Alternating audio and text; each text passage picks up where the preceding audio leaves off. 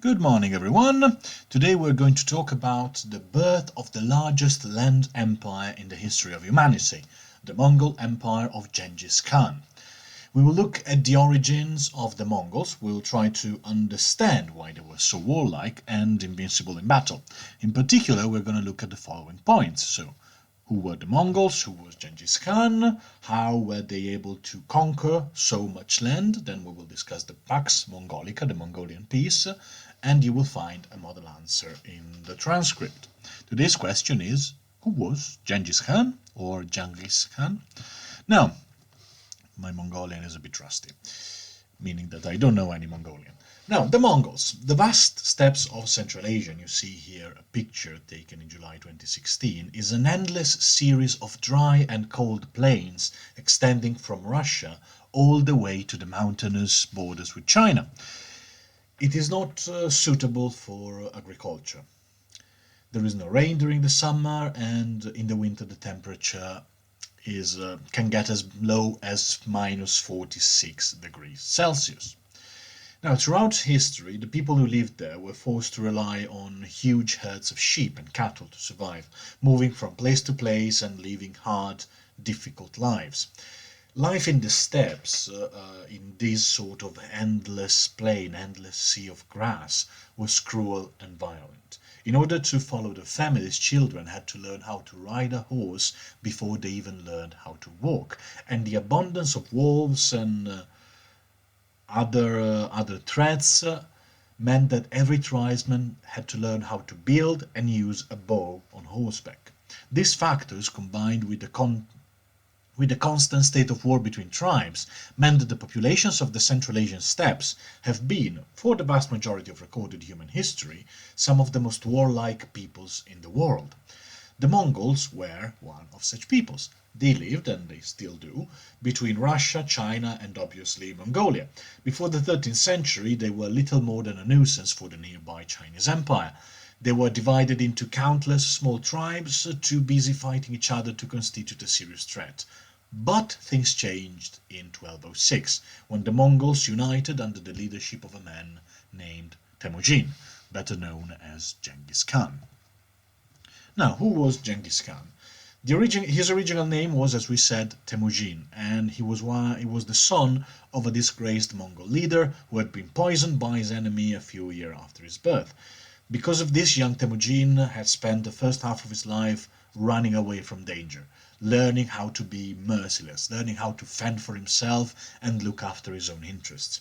After a very long and complicated series of tribal struggles, which culminated in the death of all his rivals, killed by him, of course. In 1206, Temujin was recognized by many Mongol tribes as the supreme leader. He took the name of Genghis Khan, the great king, the oceanic Khan. Khan is like the title of emperor, of supreme rulers for the Mongol people. He ruled until his death in 1227, and he would lead the Mongols to the conquest of China, Persia, and most of the known world. To give you an idea, this is the extent of the Mongol Empire in 1279. It was the largest land empire in history in terms of just the sheer size. It encompassed the entirety of China, Korea, large chunks of Russia and the Ukraine, the entirety of Central Asia, Iran, Iraq, Anatolia, Romania, and parts of Poland. There were several reasons why the Mongols were able to conquer such a huge area of land, and they had to do with the way steppe nomads waged wars, together with some new things introduced by Genghis Khan himself. The Mongols, like other nomads, fought almost exclusively on horseback, as horse archers. Most Mongols were excellent archers, and the horses they rode, the Mongolian breed, were small but incredibly tough and resistant. This allowed them to make unstoppable surprise attacks on their enemies who did not expect them to move as fast as they did. Genghis Khan was also very aware of the value of meritocracy. Instead of promoting only nobles to positions of leadership, as it was tradition among the Mongolian peoples, he promoted everyone who proved to be a good soldier and who was loyal to him, to Genghis Khan, rather than to his own tribe. This provided the Mongol army with an excellent officer class. Another reason why the Mongols were able to conquest so much land so quickly was due to their brutality. The Mongols could be extremely scary. Whenever a city or a castle refused to surrender immediately, they would punish its inhabitants by killing every last one of them. For example, after the siege of Nishapur, a city in Persia, in 1221, the Mongols beheaded all of the enemies, all of the people who lived in the city, and built a pyramid with the skulls. This was done not just as a form of senseless cruelty, even though to us it does look like that, but as a form of psychological warfare, to show what would happen to anyone who would resist the great Khan. And it worked. After a few acts of extreme brutality like that, or like other things, most cities began to surrender spontaneously to the Mongols, making their conquest much easier. This eventually led to the so-called Pax Mongolica. Now, Pax Mongolica, meaning Mongolian peace, is the Latin expression historians use to describe the period of peace in Eurasia between the conquest of Genghis Khan in the 1200s and the dissolution of his empire a century later.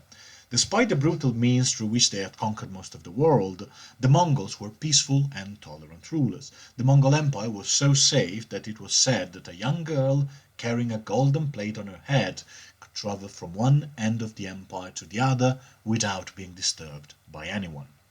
However, the peace had been achieved at the price of a drastic reduction of the human population in the area. So many people had been massacred by the Mongols that historians of climate have noticed a significant decline in the emission of carbon dioxide during the conquest of Genghis Khan, meaning that there were fewer people who lit fewer fires, made fewer things, and therefore reduced the carbon dioxide emission, therefore sort of changing the climate, even if just a tiny little bit. Nevertheless, the prosperity brought to the Eurasian continent by the Mongols, this peace, this Pax Mongolica, also had positive effects. First and foremost with the opening of the Silk Road, which was a series of trading routes connecting Europe with Asia, or better said, Asia with Europe, which made it possible for goods and ideas to travel for the first time between the two extremes of the known world. This allowed Europeans, such as Marco Polo, to visit China for the first time, while Chinese inventions like gunpowder and Chinese products like silk made their way to Europe and changed its history. Unfortunately, this new interconnectedness had some significant downsides. The Mongol Empire allowed the bacteria Yersinia pestis to travel from the desolate lands of Central Asia. It was originating from what is now modern-day Kyrgyzstan, and it allowed it to travel from there all the way to Europe.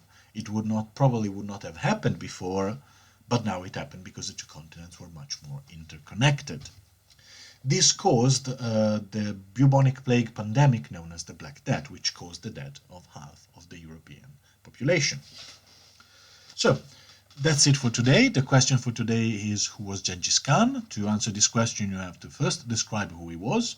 Suggestion, you can say he was a Mongol leader who was able to unify all the Mongolian tribes, leading them to the conquest of an empire that stretched from China to Hungary.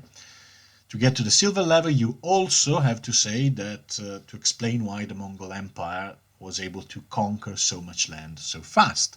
So you can say that the Mongols were united under Genghis Khan and this made them unstoppable. Their army was composed mostly of fast cavalry and horse archers who were able to hit their enemies before they could be ready. They fought with powerful composite bows and rode small but robust steppe horses. Genghis Khan was also able to use cruelty as a psychological weapon. Whenever a city refused to surrender, his army would massacre the entire population, spreading fear of the Mongols across the world and undermining the enemy's willingness to resist. Finally, to get to the gold level, you have to evaluate, so think about it, and evaluate if the Mongol Empire was a positive or a negative development. This is up to you. I leave it to your own decision. Just read the part on the Pax Mongolica or listen to this video again when I discuss the Pax Mongolica and decide whether the Mongol Empire had a positive or negative impact on world history. So that's it for today, as we said, and looking forward to read what you can write. See you next time.